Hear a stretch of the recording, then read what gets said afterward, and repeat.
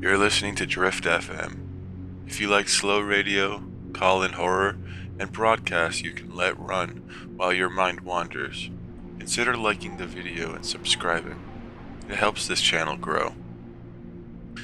Alright, let's drift away. If you're hearing this clearly, don't adjust the dial. Fogline radio doesn't come in because you found it. It comes in because the air decided to carry it. My name is Joshua Backburner. I keep Fogline on the air when the conditions allow it.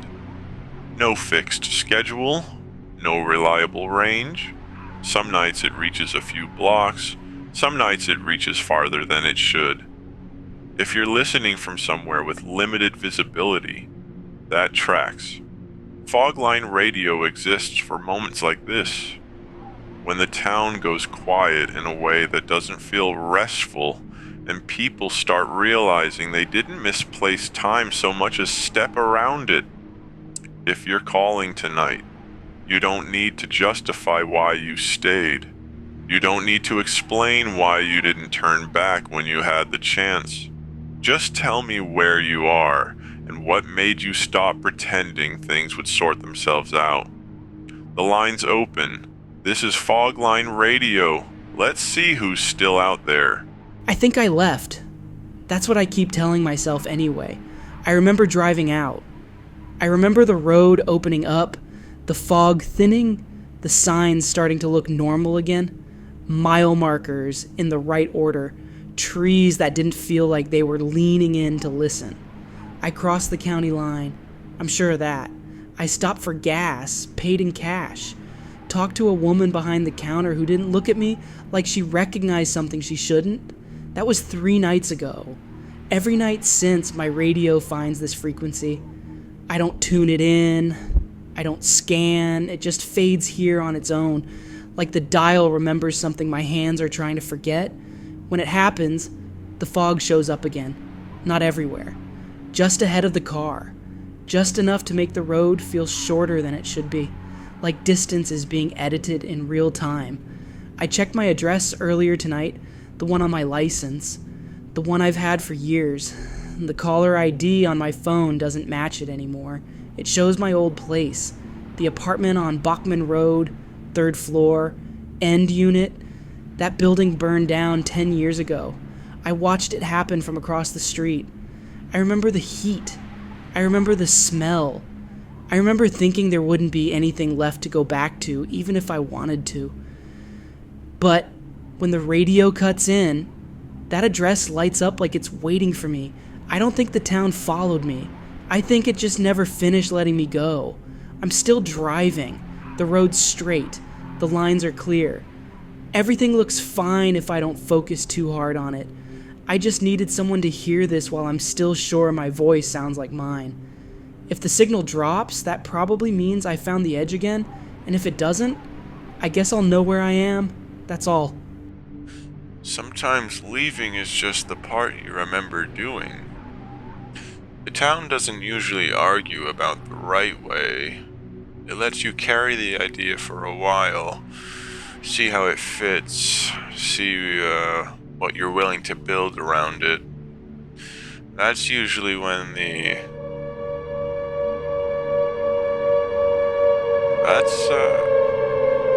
That's not coming from the line.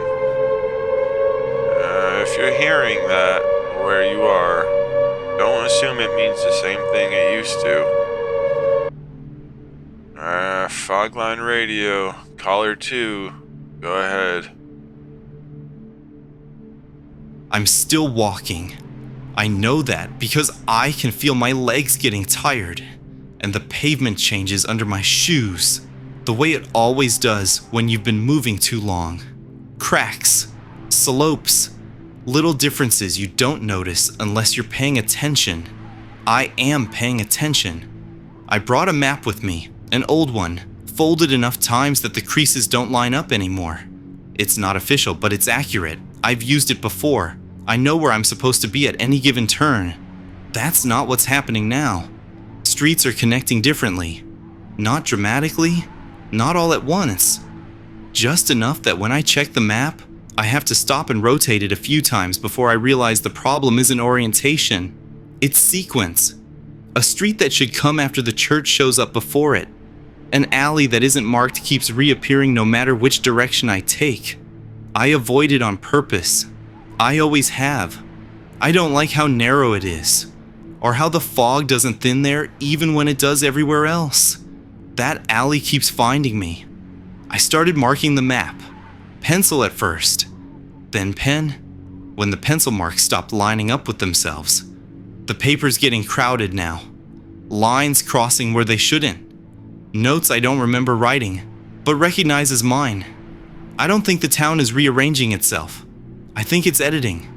Every time I hesitate, the route simplifies. Fewer options. Fewer choices. Like it's trying to help me decide without asking. Landmarks feel different when I pass them. Not unfamiliar. Just expectant. Like they remember me longer than I remember them. The radio reacts too. Static spikes whenever I stop moving. Clears when I commit to a direction, even if it's the wrong one. Especially if it's the wrong one. I realized a few minutes ago that I haven't checked the map in a while. Not because I forgot, because I already know what it's going to say. There's a version of this walk where I keep going in circles until I give in and take the alley. There's another version where I never see it again because I turn back now and pretend I didn't notice the pattern. I don't know which one I'm in yet. I just wanted it on record that the town doesn't feel hostile tonight. It feels attentive, like it's watching how carefully I step and adjusting accordingly. If the signal drops while I'm still talking, that probably means I made a choice.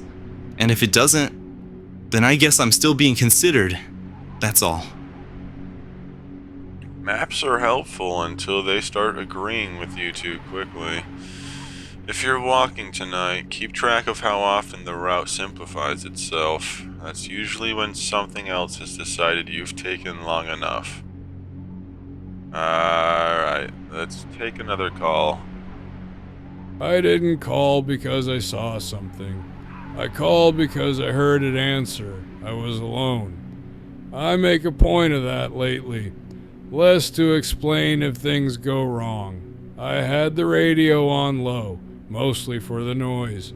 It helps keep the fog from feeling so close, like it's pressing up against your thoughts instead of the street. I wasn't listening for anything in particular. Then the station went quiet. Not static, not interference, just absence. Like someone muted the world but forgot to turn it back on. I said something out loud. I don't even remember what. Probably just checking if the radio was still working. It responded, not with a voice, not words. It played a sound I recognized immediately, even though I hadn't thought about it in years. A hospital monitor, slow, steady, the kind that tells you someone is still there, even when you can't see them. I froze.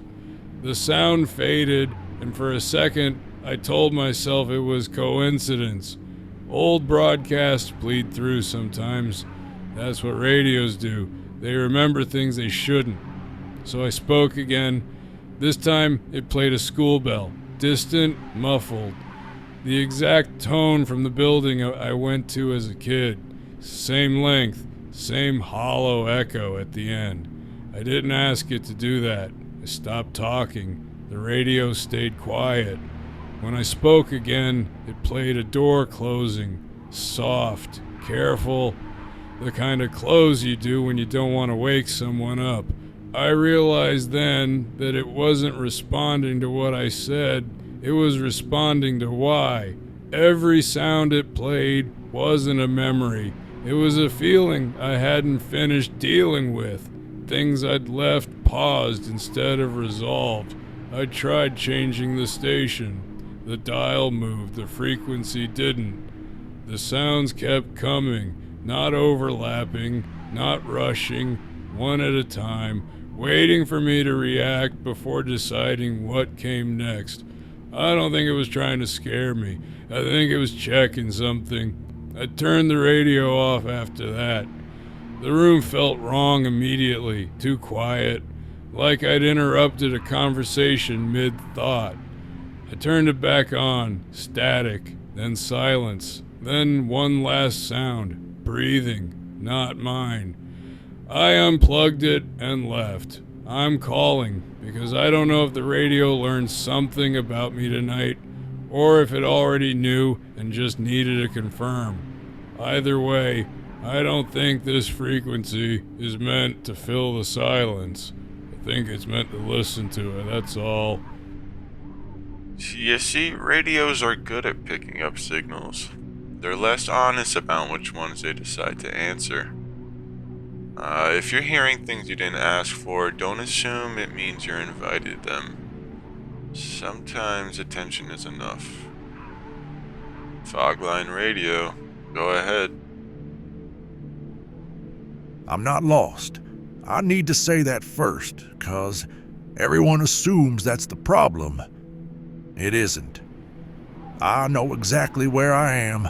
I know the street name. I know what used to be here. I know what it looks like when the fog thins enough to pretend it's daylight. That's why this doesn't make sense. I was standing near the old apartment blocks, the ones with the chain link fencing still half up, like someone planned to come back and finish the job. The fog was low enough that I could see my feet. That felt generous for this town. I wasn't panicking. I wasn't running. I was just waiting for the radio to clear. That's when I noticed the sound. Metal. Not scraping, not dragging. Just the weight of it shifting. Like something heavy adjusting how it stands when it realizes it's being observed. I didn't look right away. You learn not to do that here. Looking is a decision. When I finally did, he was at the far end of the street. He wasn't moving toward me. He wasn't doing anything at all, just standing there. The shape was wrong, not threatening, incorrect, like someone built a man out of intention instead of anatomy. The thing on his head wasn't armor. It wasn't a helmet. It felt more like a boundary. Like I wasn't meant to know what was under it, and the town didn't want me asking. He didn't acknowledge me. That's the part I can't stop thinking about. I wasn't being hunted. I wasn't interesting enough. He was facing the building behind me, the one I hadn't gone into yet, like he was waiting for me to decide. I checked my radio without looking away. Static. Then one clean pulse, not a voice. Just confirmation that something was still connected. That's when I understood he wasn't blocking the street. He was marking it. I could leave. I knew that. My legs worked. The fog behind me hadn't thickened. The town wasn't forcing anything. But if I went into that building, he would follow. Not because I was guilty. Not because I was chosen. Because that would mean I'd accepted the route. I stepped back. Slow, careful, didn't turn my back. The sound stopped. When I looked again, he was gone. No movement in the fog, no echo of weight, just absence where a decision used to be. I don't think he's a monster. I think he's an answer, and I don't plan on asking the question. That's all. I'll fill a little time before the next call. Years ago, before the fog got this consistent, I used to help clear debris along Toluca Lake. Nothing official. Just moving things that didn't belong where they ended up. One night I kept finding the same overturned bench. Didn't matter where I dragged it. Didn't matter how far. I'd come back the next evening and it would be there again. Same angle, same scrape on the concrete. Eventually, I stopped moving it. Not because it won, because it seemed settled, like it had reached the place it was meant to stay. The next night, it was gone. I don't know if that means I did the right thing, or if I just stopped interfering long enough for something else to finish. Well, that's the problem with this town. It doesn't tell you when an action matters, only when it's been repeated enough to count. Fogline Radio, Last caller. Go ahead. I'm calling from a room that isn't supposed to be part of the town. That's important, because if you try to place me on a map, you won't find me. I've checked. I used to be very thorough about things like that. It's an apartment, ordinary at first glance. 1 bedroom, 1 window, 1 door that locks the way doors are supposed to. When I first came here, I thought that meant I was safe, that I'd found something separate, a place the town hadn't finished reaching yet. I was wrong. The room doesn't move. The town does that part for it. Every night, the same hallway appears outside my door. Sometimes it's longer. Sometimes it bends. Sometimes it smells like damp concrete and old metal. But it's always the same hallway, no matter what it pretends to be. There's a hole in my wall. It wasn't there when I arrived. It's there now. It grows a little each time I stop pretending it isn't. I tried covering it once. Furniture, sheets, anything that would let me forget it was watching me back. That didn't work. The hole doesn't lead somewhere new. That's the mistake people make. It leads somewhere earlier. A place you've already been through, but didn't finish understanding the first time. Every time I crawl through it, I come back lighter. Not physically, conceptually, like something unnecessary got left behind on the other side. At first it was memories I didn't need, then habits, then names I used to answer to. Now it's harder to tell what's missing until I need it and realize it isn't there anymore. The room reacts when I resist. Walls stain, objects move slightly out of place. The radio, which I never brought in here, turns on by itself and hums like it's keeping track of my breathing. When I give in and go through the hole, everything settles down again, neat, quiet, almost proud of me. I used to think the town was outside, fog, streets, buildings that don't stay where they belong. But Silent Hill doesn't need all that if it can get you into a space small enough to manage. Rooms are efficient. They keep you still long enough to repeat yourself, long enough to notice patterns you've been ignoring, long enough to realize that escape isn't blocked. It's just postponed until you're done being who you were when you arrived. That's the loop. Not streets folding back on themselves, not monsters waiting in doorways. Just a place that gives you time, as much as it takes. If you're listening to this broadcast and thinking it feels familiar, that's because you've already been here in some form. Maybe not in a room, maybe not with walls, but you've felt it, the sense that leaving is possible, just not yet. That's all I wanted to say.